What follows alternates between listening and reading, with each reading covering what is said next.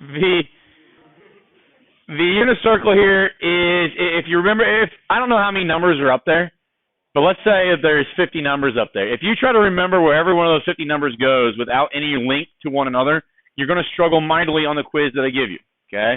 The quiz I give you is going to have basically a blank line for every one of those numbers up there. And you're going to have to go fill in that blank line with the appropriate number. And then each one of those blank lines, I think I count them as like a half a point. Okay? So quite a substantial sized quiz. Okay, and I'll give that to you next. That's going to be next Tuesday.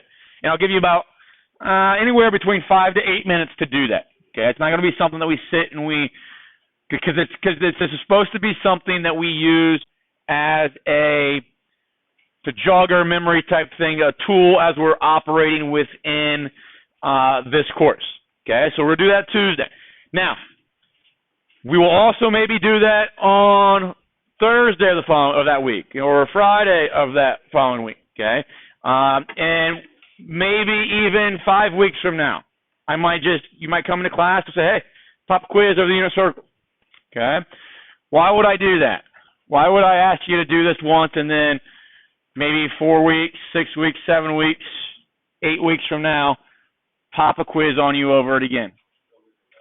So you remember it, okay? So tasks like that are kind of a leverage thing for me to help you understand how important this is, okay? Because I could give a quiz, tell you Tuesday quiz, you could learn everything you need to know for that quiz on Tuesday, and you could ace that quiz, right?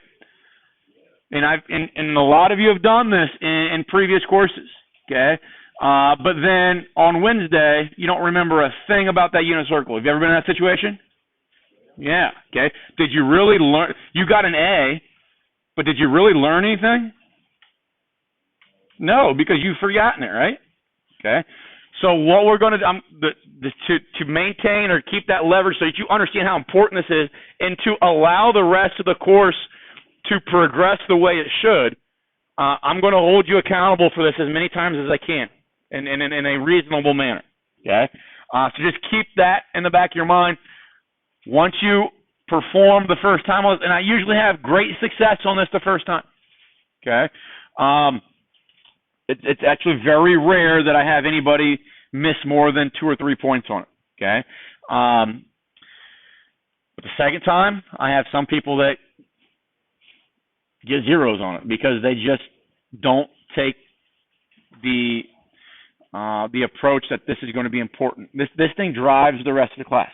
When you get to calculus, this thing will be something that we have to use, and I will not reteach it in calculus. It's going to have to be something that we understand what it is, where it came from, and how to generate those values quickly. Yes?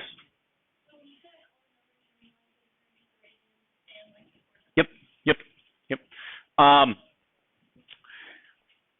And so we talked about yesterday, and again, I'll show you tomorrow. Again, we'll walk through it again tomorrow. But this is just generated, the degrees are just generated by working around from 0 to 360 by counting by 30, right? Then it's 0 to 360 by counting by 45s, and that gets you the degrees. To get the angles or the distances, either way you look at angles or distance, in terms of radians, I think yesterday I walked around from 0 to 2 pi by counting by fourths, right? So 1/4, 2/4, 3/4, 4/4, 5/4, 6/4, 7/4, 8/4. And then we went back through and did the same thing but counted by sixes. Okay?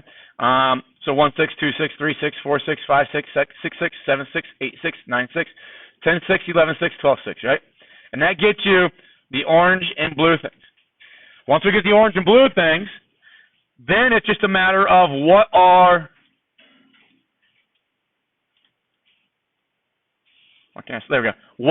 those ordered pairs there? Because once I have those ordered pairs, are they not the exact same thing as those? Just paying attention to the plus or minuses, right? Okay. And once I have those up there, aren't those the same as those? Just paying attention to the plus or minuses, right? Okay. And then we'd be still missing a few, which would be this point here of 1 0, 0 1, negative 1 0, 0 negative 1, and we'd be done, right? Okay. So the development of that is not something that is extremely difficult once we've done it a couple times, okay? Now, my hope is that as we move through the course, and you're going to see this with the last problem that we do today, eventually in the upcoming sections of this chapter and upcoming chapters, I'm going to ask you inside a problem as an intermediate value, something like, what is the sine of 29 pi over 6? Well, sine of 29 pi over 6, 29 pi over 6 is not up there. But we will use 5 pi over 6, that is up there, to tell me that the sine of 29 pi over 6 is the 1/2. That is the y value for 5 pi over 6. But today's instructions are going to show us how we do that, how we get to that. Does that make sense? Okay. And coupled a little bit with what we talked about tomorrow, because we're kind of running out of time a little bit today to make the full connection. But what we talk about today is building the foundation to developing essentially ordered pairs from t values or t distances and reference numbers. Okay? So what I'm going to do real quick, just to make things a little bit cleaner here, I'm going to build a unit circle that I can just cut and paste. So give me a second.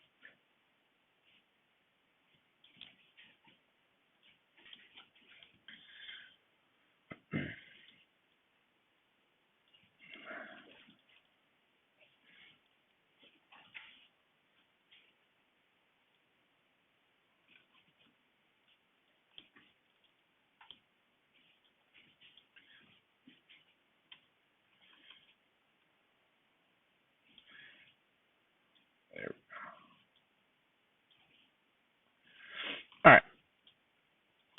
So you're going to see a couple questions here, and I've got these examples, I think, kind of in a backwards fashion.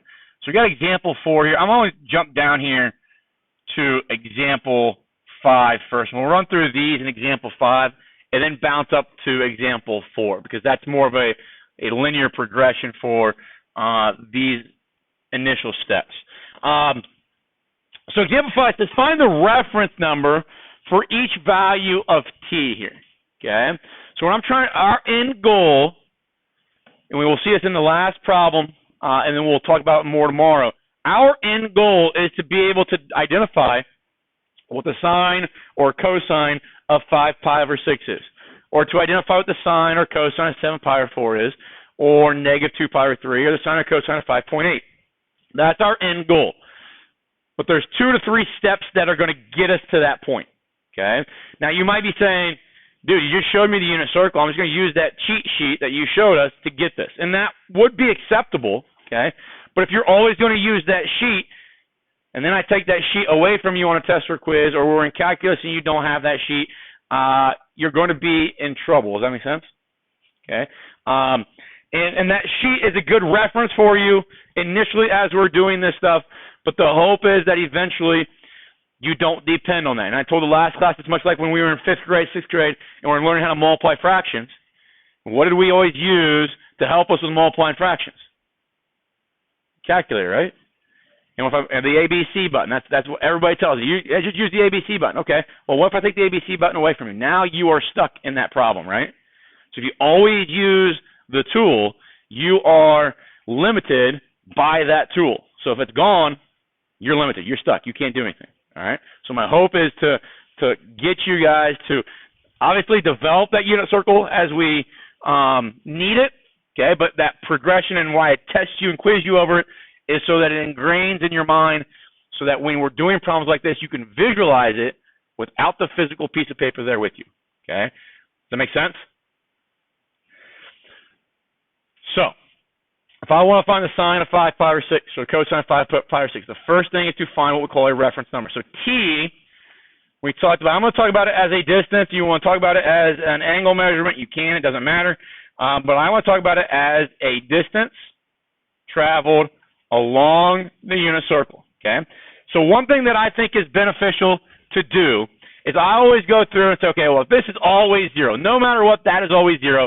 This is always pi, and this is always 2 pi. Is that okay with everybody? However, that's great, that's awesome, but what I like to do, what makes things seem a little bit easier for me, because we're going to be dealing with a lot of fractions, is to, in order to compare my t value of where it should stop in comparison to the markings on the unit circle, is that I put everything in the unit circle in terms of 6's. Does that make sense? So instead of calling it pi, I'm going to call it 6 pi over 6. And I usually only do this with these two, okay? But you can go up here and do the same thing. But if this is 0 and this was 6, isn't this going to be 3? It's halfway in between the numerators, right? And if this is 6 and this is 12, then this is going to be 9, halfway in between the numerators, right? So I just remember that. I don't really write it down, but I just remember. But this gives me a good visual to say, okay, well, 5 pi over 6, it's going to go past 3 pi over 6. That's 3 pi over 6. It's go past that. But is it going to go past this one? No, so it's going to stop short. So I just put it right there. Okay?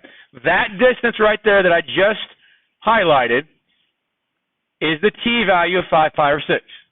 Okay? When it says it wants the reference number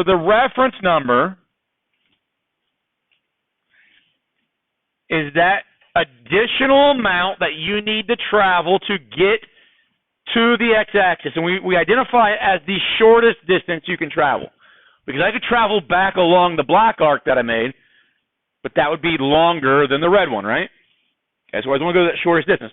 So here's why I like also having things in terms of 6's, or in terms of whatever this denominator was for my t value, is because now, if I stopped at 5 pi over 6, how far do I need to get to pi or 6 pi over 6?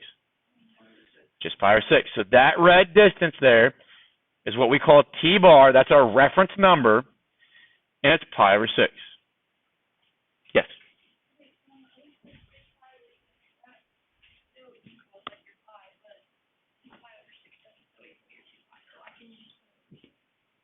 The one you saying the one on the right here? This is 12. I know. Look, that's 12 pi over 6 right there.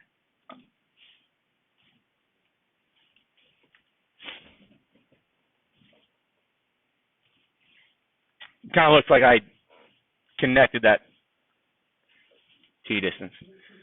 All right, so that is 12 pi over 6. Sorry. So this question does not ask this, but I think we should do this anyways, because example 4 is what's asking us. Why do I find this pi over 6? Why do I find this t bar, my reference number? Yes, so what I'm going to do now is I'm going to put that in the first quadrant. Okay? So basically it puts me right here in the first quadrant. Does that make sense to everybody? And that point right there, would you guys agree going from 0, 0 to that point right there would be the exact same distances as going from 0, 0 to that point right there? Okay. So if I know the ordered pair for pi over 6, okay, which from our unit circle, we should know is radical 302, comma 1/2. Okay? And if you didn't know that from your unit circle, maybe we'll get to the quiz on Tuesday and you forget something. Can you draw 30, 60, 90 triangles, 45, 45, 90 triangles to get these ordered pairs? If we know the hypotenuse is 1, right? I showed you how those ordered pairs were developed. Now, I don't know if you'll be able to do that in 5 to 8 minutes, but that is the ordered pair for this distance of pi over 6. So what is going to be the ordered pair of that point right there at 5 pi over 6?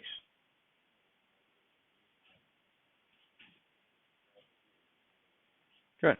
It's the exact same thing as our reference angles ordered pair, except for because 5 pi over 6 terminates in the second quadrant, every ordered pair in the second quadrant is negative comma positive. that kind of make sense? Okay. So once I have that, and this question is not getting to that, but the end goal is now to say, okay, well, what's the sine of 5 pi over 6? Well, we talked yesterday at the end of the class that the sine is just the y value of that ordered pair. So what's the sine of 5 pi over 6? 1/2. Okay. So sine of 5 pi over 6 is ultimately the same thing as the sine of pi over 6. Okay. What's the cosine of 5 pi over 6? The sine was the 1/2. What do you think the cosine would be? The negative radical 3 over 2. So if you type in on your calculator real quick, sine of 5 pi over 6, make sure you're in the right mode, it should give you back negative 0.866, which is negative radical 3 over 2. Okay, so that's the whole purpose here of finding these t-bar values, these reference numbers, is because it's going to allow me then to know something about this point by referencing some other known ordered pair. Okay, reference that, copy it over here, and then make sure I know what sign, S-I-G-N, goes with each of those coordinates. Okay, so the next one says that t is 7 pi over 4.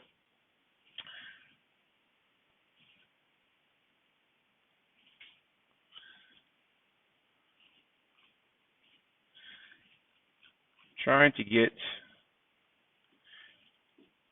I will do it this way. Hide background.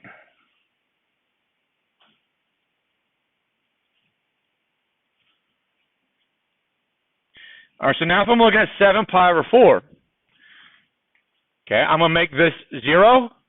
This would be 4 pi over 4, and this would be 8 pi over 4, right? So this would be 6 pi over 4. And what's nice about that then is I can now decide where to stop, right? This would be the t value right there, correct? That's t equals 7 pi over 4. So now, how large is t bar? Pi over 4. So that's my reference number, right? So I'm going to come up here, I'm going to reference the pi over 4 in the first quadrant, which is that ordered pair, right? So doesn't this ordered pair right there at t equaling 7 pi over 4, isn't that also a radical 2 over 2, comma radical 2 over 2? But the y value is negative. Is that doable? Okay.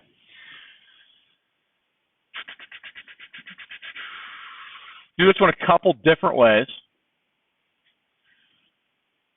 So when we talk about the unit circle, we can travel in two directions from standard position, from the point 1, 0. You can either travel counterclockwise, which is what we've been doing, or you can travel clockwise. So there's really, you could take and write the units and have ultimately 2 unit circles. Okay. Just and having distances measured out on those unit circles, and one using essentially positive t values and one using negative t values, and it would flip things around. So what I mean by that is I could write this as, now this be 0, now this would be negative pi over 2, this would be negative pi, this would be negative 3 pi over 2, and this would be negative 2 pi. Does that kind of make sense? I could do it that way. I don't like doing it that way, but you can. Okay. If I was going to do it that way and leave this as negative 2 pi over 3, okay, this would be negative 3 pi over 3, right? This would be negative 1.5 pi over 3, correct? So then negative 2 pi over 3 is going to be about right there. Is that right with everybody? Another way of thinking about it is, don't we know that this would be positive 2 pi over 3 right there? But negative would be the reflection of that across the x-axis. Okay, but that would be t equals negative 2 pi over 3. Now I need to find that shortest distance to the x-axis, and that's going to be t bar. How big is that? You can think about it as negative pi over 3. That's fine, but it's a distance, so the distance should just be positive pi over 3. Now, the reason for that is when we find our t-bar is always, right now, going to be either pi over 6, pi over 3, or pi over 4. Because it should always reference something that is known in the first quadrant, right? And those are only 3 things that we know right now in the first quadrant. So it's going to be pi over 3. Okay? So then I'm going to reference back into the first quadrant at pi over 3. And pi over 3 is going to have the ordered pair.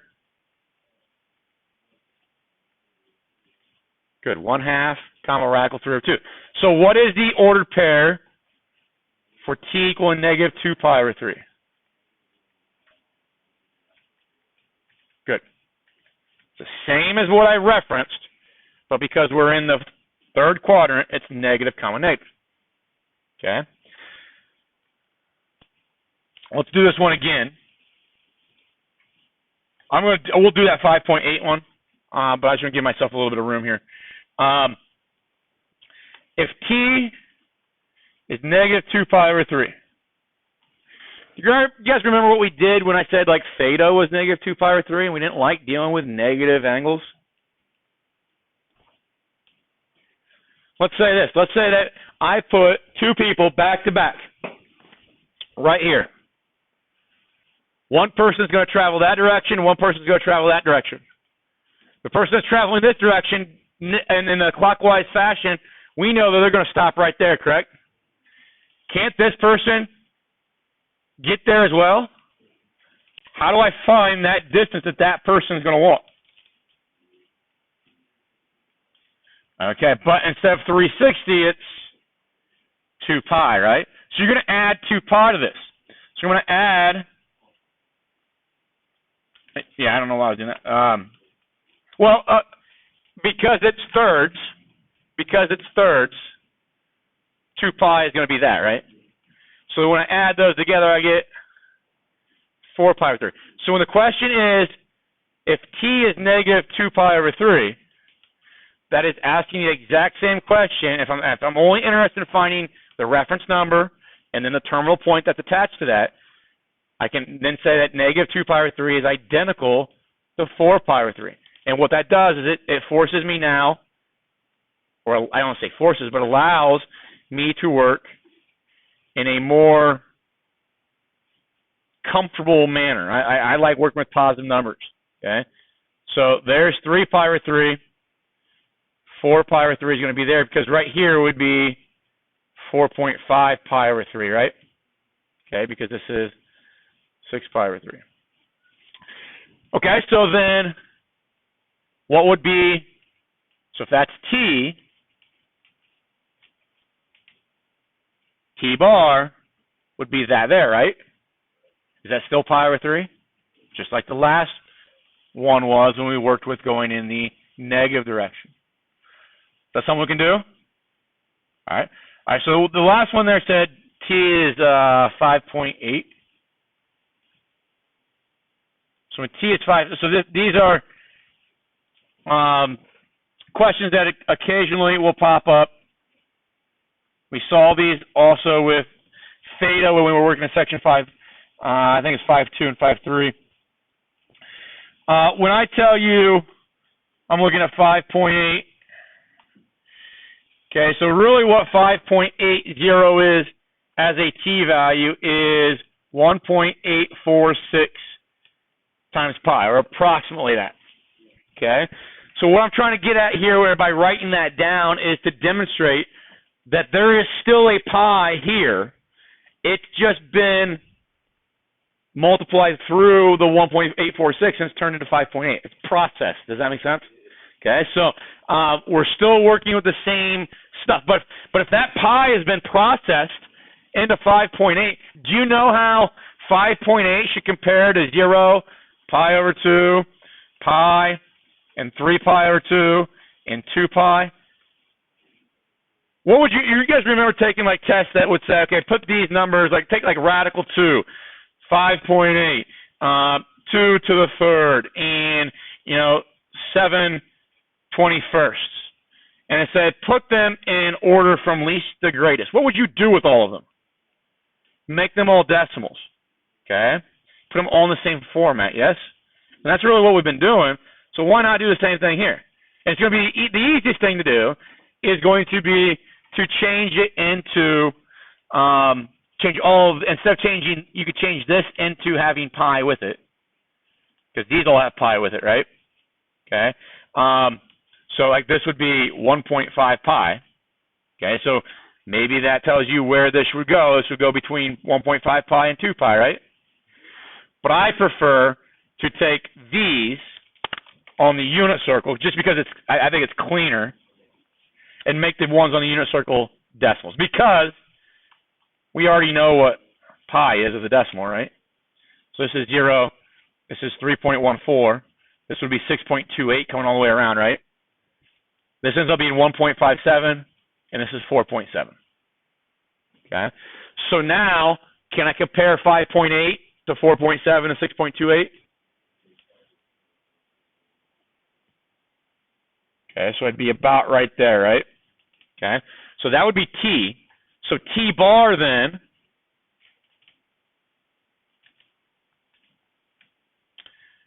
T bar is going to be what?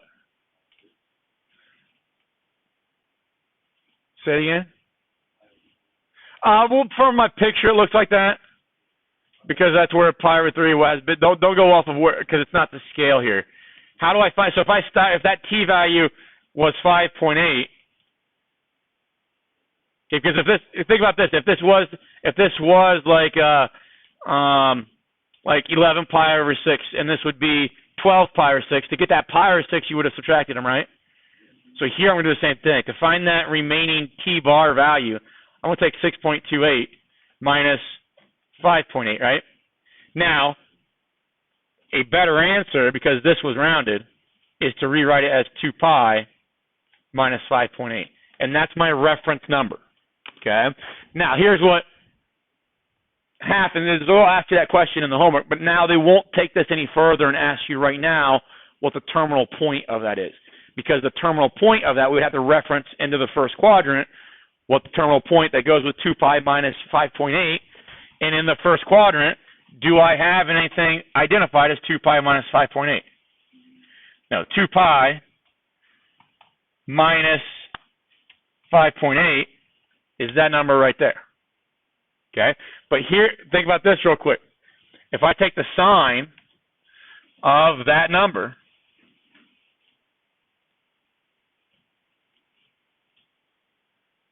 okay, is that the same as the sign of 5.8?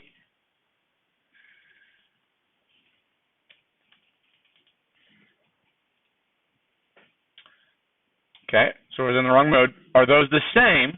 Okay, except for, because this is the one that's in the fourth quadrant.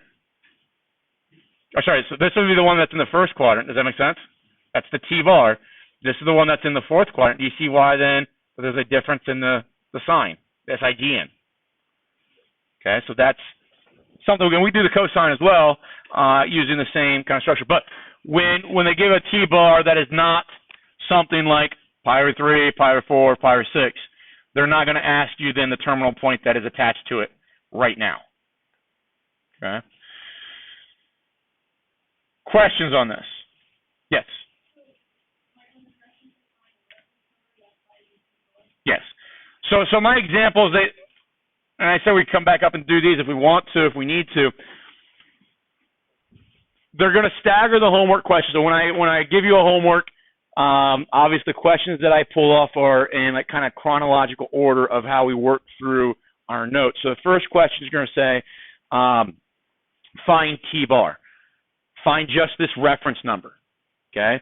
The next questions are going to say, okay, now find the terminal point, okay, for some value of T. So they'll say like 5 pi over 6 is T. So in order to find that terminal point, now I got to find T bar.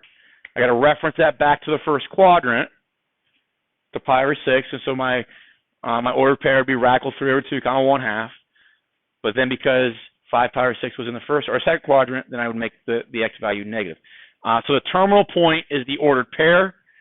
T bar is just that distance that I need to go to get to the x-axis. And the T bar in our homework will be the first series of questions they ask us about. Yes. Yes. Is this okay with everybody? All right, so let's talk about the purpose then. We'll get down to this last example. It's example 7 on your notes. I know when I put my notes together, and I've told you this before, I make them more robust than what we're going to do in class. I think we've gone through some examples here, and it seems like you guys got a pretty good handle on what we're doing here. So let's skip a few here and come down to example 7. And this is going to illustrate the end goal for our procedure here. Because, and this is where if you're a person that says, Mr. Fay, I'm not going to do what you tell me to do. I'm just going to use this unit circle diagram that we come up with, that we draw, and that's going to be my go-to every single time. And that will work sometimes, but when I get to 29 pi over 6, does 29 pi over 6, does that reside on your unit circle? It does not. So you might be troubled by this question, okay?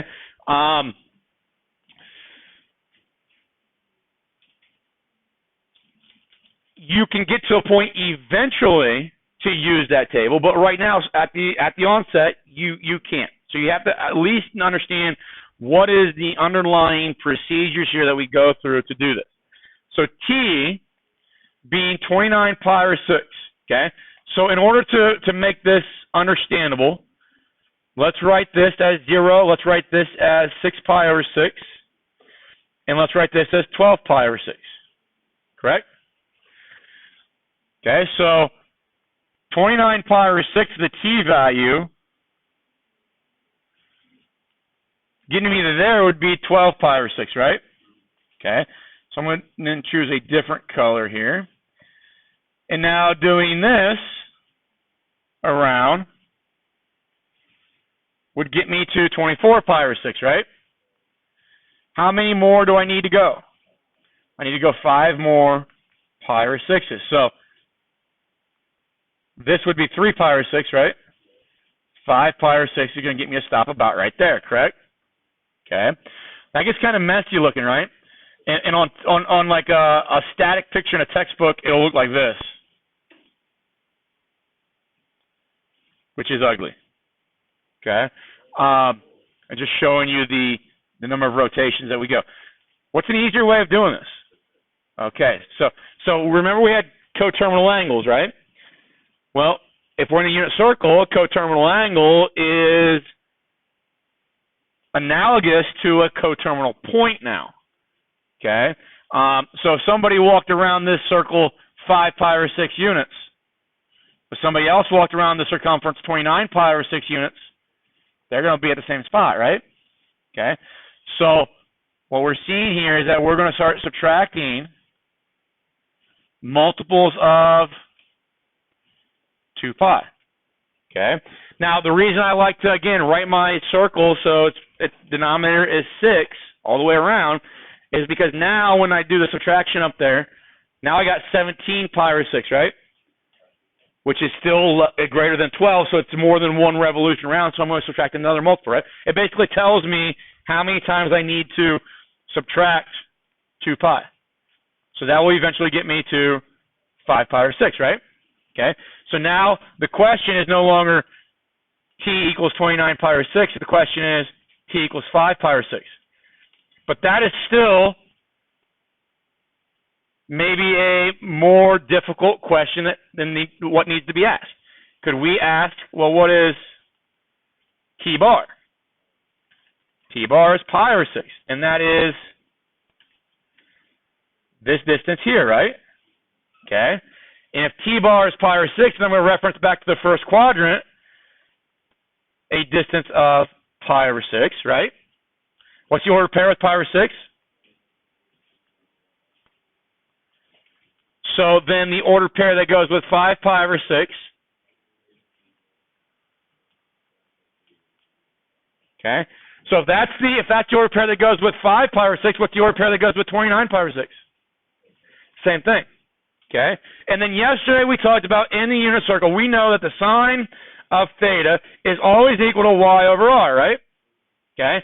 But in the unit circle, r is 1. So the sine of theta is equal to y. We also talked that the cosine of theta, and I'm putting theta, but I could put t here as well. It's the same thing. Okay? Was equal to x over r, correct? But r is 1, so cosine is x, right? Okay? Now, if I were to ask you what is the sine of 29 pi over 6, it's that y value per that right there. Does that make sense? If I ask you what is the cosine of 29 pi over 6, it's that thing right there. Now, let's go a little bit further. Tangent's not up there, right? I've not talked about tangent at all yet. Tangent is sine divided by cosine, which is y over x. So it would be the 1/2 divided by negative radical 3 over 2. 1/2 divided by negative radical 3 over 2 is negative radical 3 over 3. And now I know the tangent of 29 pi over 6. Does that kind of make sense on what's going on there? If you took your calculator, take your calculator real quick. Take Desmos out. I'll show you on Desmos. If I ask what is, now I got to make sure what mode am I going to be in here. I'm going to be in radians. Okay, if I type in sine of 29 pi over 6, 1/2. Cosine 29 pi over 6, negative radical 3 over 2. Okay. And if I type in tangent of 29 pi over 6, get radical 3 over negative radical 3 over 3. And so square root of 3 over 2, you see that's the 0.866 number. And if I go radical 3 over 3, there's a 0.577 number. So that kind of makes sense of what we're doing there? And what happens is, and people say, okay, I'm going to play this game, but I'm going to beat it.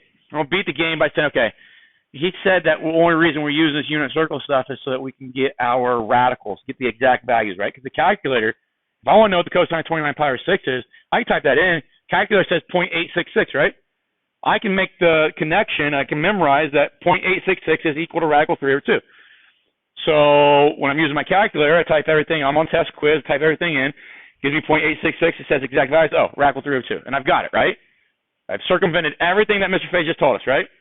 Okay. However, what's going to happen when we get into chapters 7 and 8, maybe even parts of chapter 6 here, we're going to do something called half angle formulas, sum and difference formulas. And what I'm going to ask you to do is say, okay, we already know all this stuff about 30 degrees or pi over 6, right? Half of that would be 15 degrees, or pi over 12. A pi over 12 angle or not angle, but ordered pair for x and y's is like radical 6 minus radical 2 all over 4. Okay, and that's a messy, messy number that you're not going to commit to memory or anything like that. So if you're a person that is going to try to beat the game, beat the system, okay, just understand that it's going to catch up with you. Does that make sense to everybody? Okay, and just kind of understand it, and hopefully all your teachers are this way.